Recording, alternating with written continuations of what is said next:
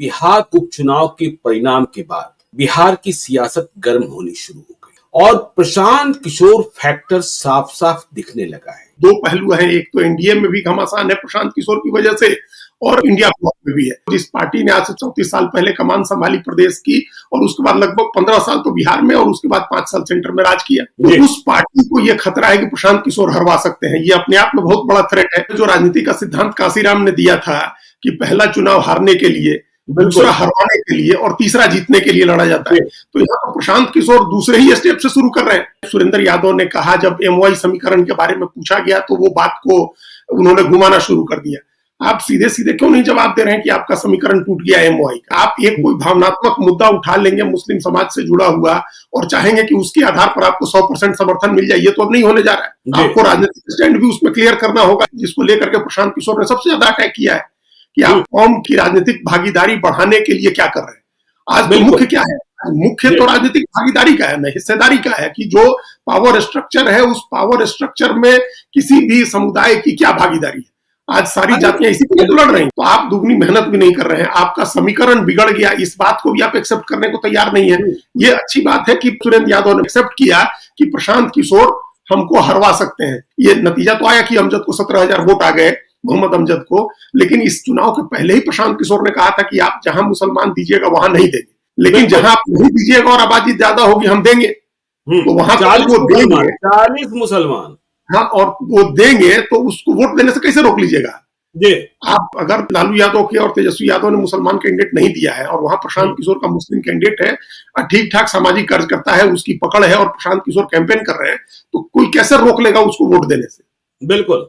आप इस बात को ठीक करिए ना। आप उनका रिप्रेजेंटेशन बढ़ाने के लिए कुछ नहीं कर रहे हैं, रिप्रेजेंटेशन कम कर रहे हैं, घटा रहे हैं। इमामगंज में भी देखिए, जितेंद्र पासवान को जो मत आया है वो सिर्फ पासवान का मत थोड़े है, उसमें मुसलमानों का मत है, उसमें सवर्णों का मत है, इसलिए तो भाई एनडीए में चिंतित हो रही है। ये यादव का वोट जैसे गया रामगढ़ में, और दूसरी जगह भी जाएगा ना, जहां आप यादव कैंडिडेट नहीं देंगे, और दूसरा जो अलायंस में एनडीए हो या आपका जो प्रतिद्वंदी दो ताकतें होंगी, प्रशांत किशोर की जनसुराज पार्टी और एनडीए की 5-6 पार्टियां, अगर वो भी यादव उतारेंगे चुनाव में, तो जहां आपका यादव नहीं है वहां तो यादव उसकी तरफ जाएगा ही नहीं।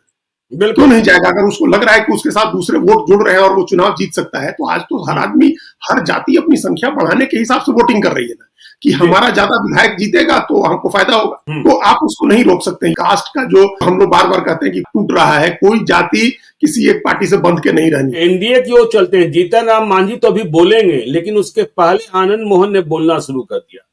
चिराग जी, क्या आप पासवान के नेता हैं? आप क्यों नहीं गए इमामगंज?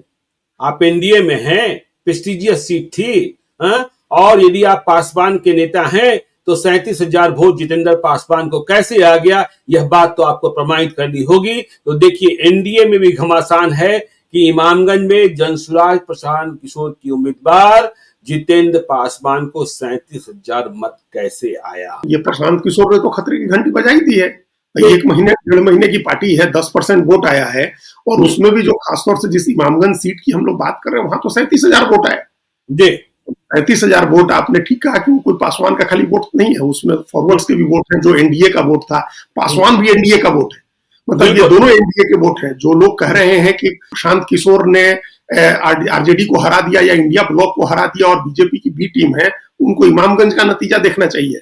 जीतन राम मांझी की पार्टी जीत गई है, जीतन राम मांझी की बहू जीत गई है, लेकिन वहां संभावना ऐसी थी कि प्रशांत किशोर की वजह से वो चुनाव हार जाएंगे। ऐसी ही संभावना रामगढ़ में भी थी कि प्रशांत किशोर की वजह से अशोक सिंह चुनाव हार जाएंगे। तो एक तो ये प्रशांत किशोर वाली क्लियर होना चाहिए स्थिति कि वो आरजेडी और इंडिया को हराने के लिए नहीं लड़ रहे हैं, या एनडीए को ही हराने के लिए नहीं लड़ रहे हैं, वो अपने जीतने या अपना एक मार्क बनाने के लिए चुनाव लड़ रहे हैं। सीधा चिराग पासवान की इंटीग्रिटी पर सवाल है कि भाई आपकी ईमानदारी सवालों के घेरे में है। या तो आप पासवान के नेता नहीं है, या अगर पासवान के नेता है तो आपने एनडीए के साथ धोखा किया है।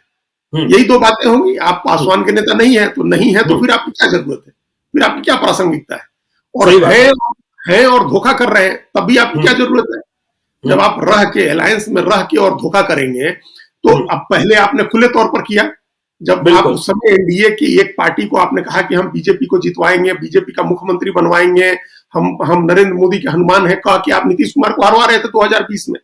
तो एक बार आप खुले तौर पर लड़ रहे थे, आप दूसरी बार आप छद्म रूप से जो है नुकसान पहुंचा रहे हैं एनडीए को। तो ये दोनों सवाल जो उन्होंने बड़ा इंटेलिजेंटली आनंद मोहन ने ये पूछा है, ये कटघरे में खड़ा किया उनकी ईमानदारी को कि आप बताइए नेता है कि नहीं है।